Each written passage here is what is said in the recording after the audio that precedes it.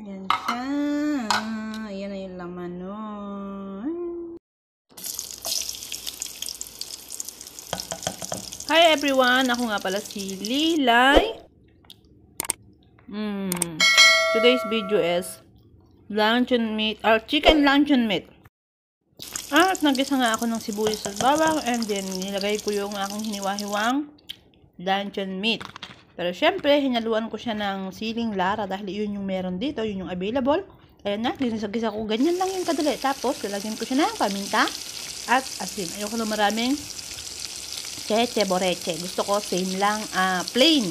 Yun lang yun. And then, after ko lagyan ng asin, ilalagay ko na rin yung luncheon meat. Ganun lang kasimple. Tapos halu-haluin ko siya, and then ipe-prepare ko rin siya sa plato.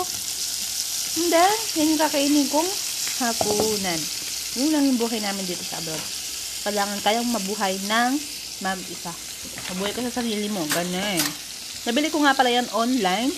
And ilang peraso din yung nabili ko. So, tinesting ko lang naman kung masarap. Siyempre, kung iuwi ko sa Pilipinas, dapat yung masarap. Thanks for watching.